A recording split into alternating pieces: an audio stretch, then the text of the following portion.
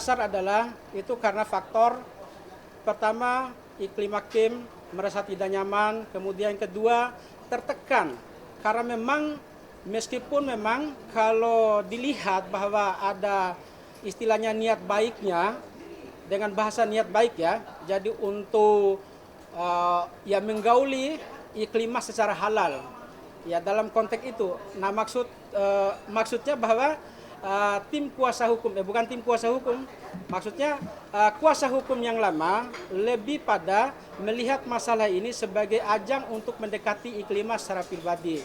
Nah terbukti memang bahwa beberapa diskusi baik langsung maupun telepon gitu kan, ada keinginan baik, niat yang tulus, niat yang mulia ingin mengajak iklimah ini untuk menjadi istrinya yang ke-8 ya kalau memang media viral kemarin kan ada punya istri yang 7, berarti giliran iklimah itu untuk yang ke-8. Ya niat baik itu karena memang masalah iklimah ini kan fokus pada masalah hukum yang dihadapi, ya tentu niat dan ajakan itu ya ditolak ya secara tegas oleh iklimah itu sendiri. Ini pengacara Kim yang baru, maaf ya, kan masih sangat junior. Dari bicaranya, ya dari track recordnya, dari pengalamannya, ini maaf ya. Nah, ini anak sudah 2 kali offside, udah 2 kali. Sekali dia sebut malpraktek. Kami ada WWN dengan dia loh.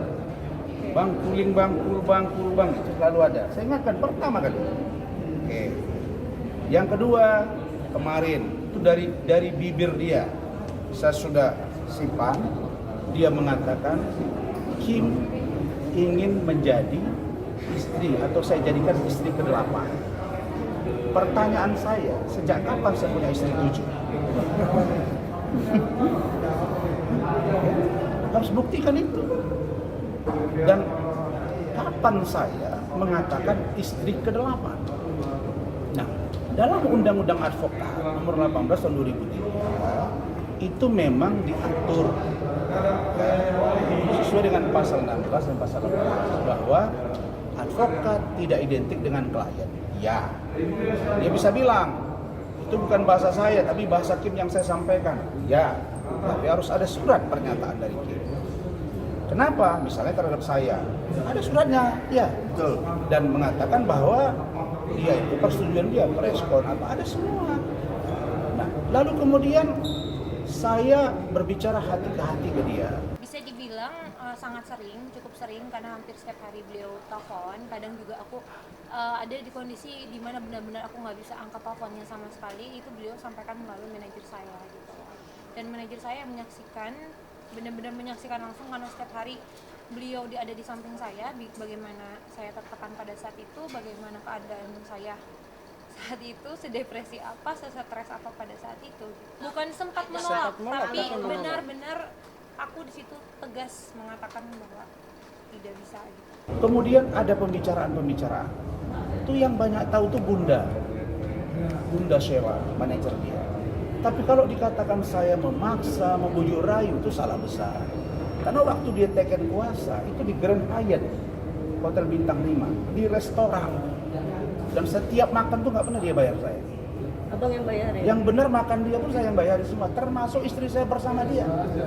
Ketemu istri saya, ketemu anaknya. Belum pernah saya nikmati uang di Rp1 pun. Ya.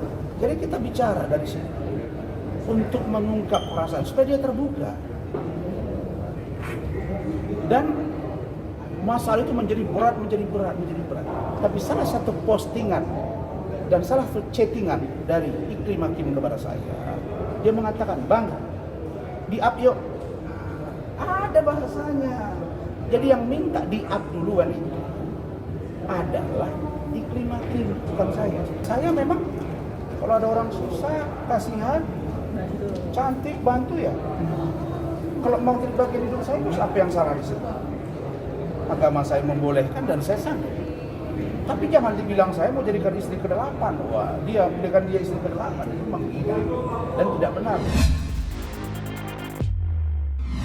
Iklim Hakim melalui saya sampaikan salah satu alasannya kenapa ada goresan-goresan di tangannya itu, bahkan di lehernya itu sampai mau bunuh diri gitu kan, itu karena memang dia tertekan. Setiap masalah hukum yang mau didiskusikan selalu ujung-ujungnya itu diajak untuk nikah, diajak untuk dijadikan sebagai istri yang ke-8.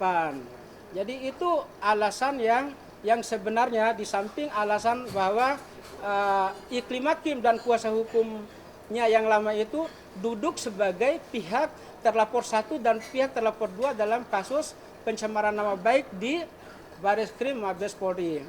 Jadi memang posisi Kim di saat sudah menandatangani surat kuasa untuk menyelesaikan masalah yang pertama itu memang dalam posisi yang sangat tertekan luar biasa sekali. Jadi kalau dibilang maju mundur itu semua serba salah. Ya, maju ya kena juga. Mundur apalagi perlahan-lahan ya perlahan-lahan gitu kan. Kemudian ya di perjalanan kemudian dia sampaikan itu secara langsung baik melalui dia sendiri ya maupun dengan melalui orang lain. Nah, itu yang buat Kim itu merasa sangat tertekan sekali dan terkejut sampai bahkan dalam bahasa via telepon itu Kim sendiri pun saya sampaikan kalau abang terus seperti ini saya bisa-bisa itu bunuh diri. Nah, jawabannya kenapa ada tangan yang tergores, leher yang tergores gitu kan. Nah, iya, karena posisi memang buah si malakama, maju kena, mundur kena. Dari awal kan udah di frame. Ketika tanda tangan kuasa selesai, kemudian di frame bahwa Kim ini kan adalah korban dari pelecehan kan. Ya, ketika Kim mau mundur pun gitu kan, jadi serba salah. Ini kan tidak hanya menyangkut proses hukum, tapi menyangkut image yang muncul di publik.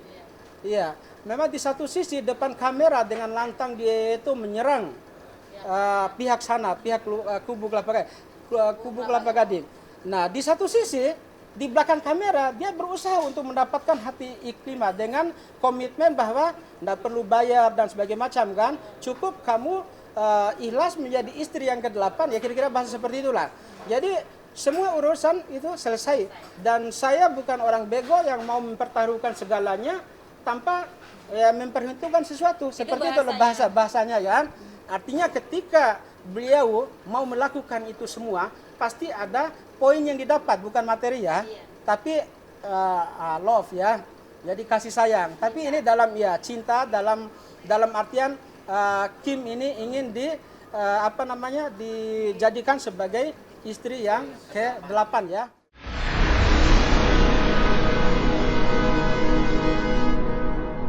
Jadi jangan lupa untuk subscribe Cumi Cumi. Ditekan ya tombol lonceng merahnya.